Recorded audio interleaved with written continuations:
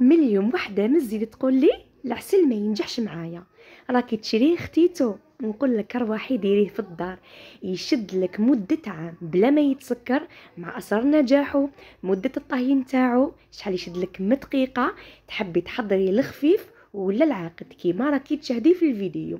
العلبه الثانيه الفونسي عندها غير كيما طابت فرغتها معاكم، والعلبه الكلاغ هذيك كيما انا نتحكم في لاكولور عندها مدة شهر من اللي حضرتها.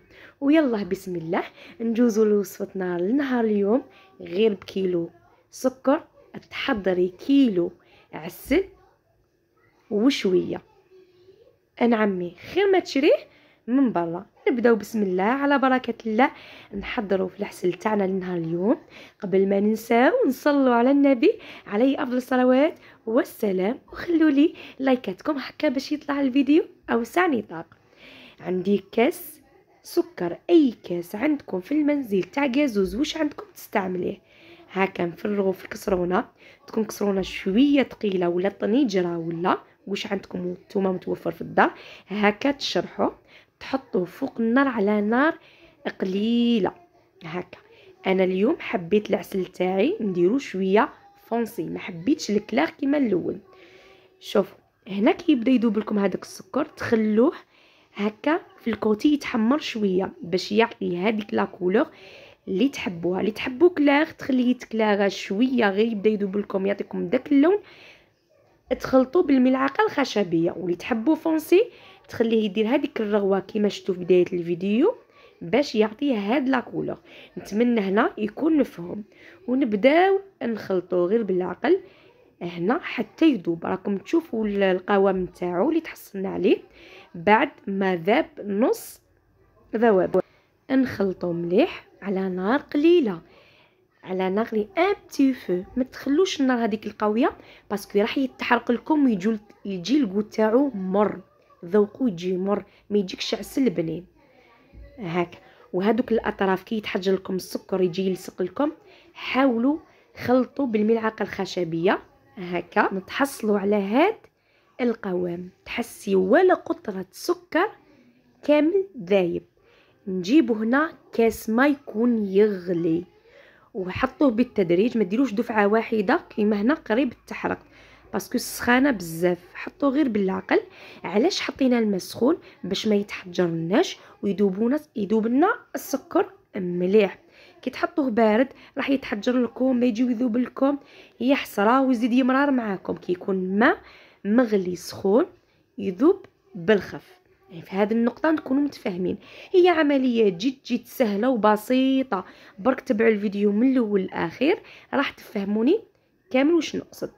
حنا هذاك الباكي تاع السكر نحينا منه كاس، نكملو كامل نفرغوه في الكسرونه نتاعنا هكا.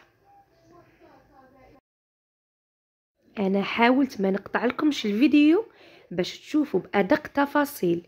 حب ماذا بيا الفيديو يكون قصير نسهل على روحي، بصح هكا كيكون فيديو نتوما تخدموا معايا. تبقوا حطوا التليفون تاعكم ولا واش عندكم ميكرو ولا تلفزيون وطبقوا معايا الوصفه بادق تفاصيل. تحضيرات لشهر رمضان الكريم بما انه على الابواب. ديروا هكا 2 كيلو ولا عسل حطوهم تكوتي. مع راح نزيد نخدم لكم معسلات قريوش باذن الله المستعان. راح تستعملوا هذا العسل. هنا كنت حطيت بعد ما خلطت السكر هذاك درت كاس ماء مغلي، وهنا درت قريصه تاع الملح. هذا تاني سر من اسرار العسل باش ما يسكرلكش، راح يكون كمحسن ويعطيكو طعم العسل. زدت الكاس الثاني ويكون تانيك سخون كيما راكم تشاهدوا. 2 كيسان ما مغلي بعد ما فرغت الباكي تاع السكر. نخلطوا لهنايا نحسبوا 10 دقائق. اذا حبيتوا العسل تاعكم يجيكم خفيف ماشي هذاك ثقيل، 10 دقائق وطفوا.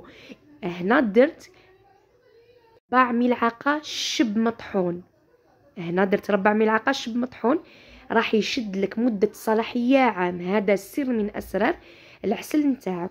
واللي تحب العسل نتاعها يجيها عاقد وتزيد ديرلو ماء الزهر باش تنكهو في الاخير تجي تعسل به، ما عليها الا تخليه ربع ساعه. بعد الغليان كيديروا 2 كيسان ما، تحسبوا له 10 دقائق اذا حبيتوه خفيف شويه، ما خفيف ما ثقيل، ولا حبيتوه ثقيل تخلوه ربع ساعه. هنايا راني بعد ما درت بيكربونات خليته 1 دقيقه، خلطت مليح.